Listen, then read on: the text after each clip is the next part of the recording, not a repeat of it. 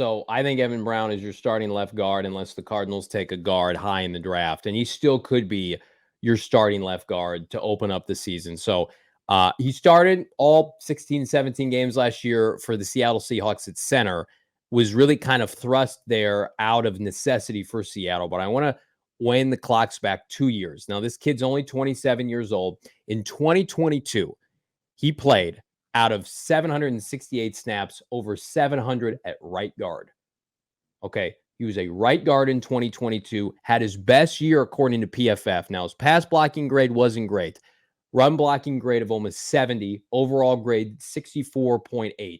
He's just 1 year removed from that.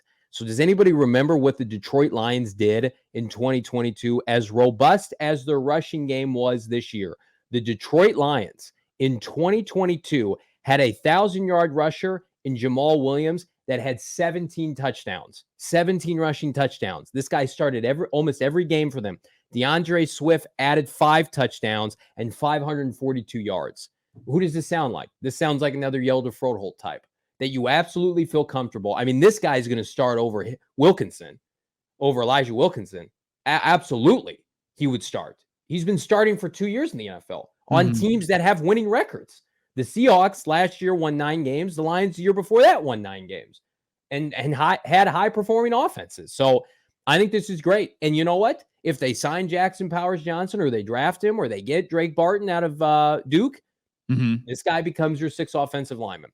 The Cardinals are shaping up. If they can get a top tackle or guard, either in the top 11, 23 or 27 or whatever it is, 35, this is the best offensive line they've had in 10, 20 years. I'm ready to go on a limb on that. Yeah. I think Jonah Williams has a chip on his shoulder. I think Yelder Froholt is the best center the Cardinals have had unequivocally since Lyle Sendline. Paris Johnson Jr. is going to give you Pro Bowl caliber play. And you add this much depth of guys that are not street free agents, aren't 7th round picks, that have starting experience for seasons. Why would this guy come to Arizona for that little amount of money? He's been a starting caliber offensive lineman on 2 good teams the last 2 years. Detroit especially, it's because he's coming here to compete and he's coming here to win a job. And that's exactly what Yelder Froholt did last year.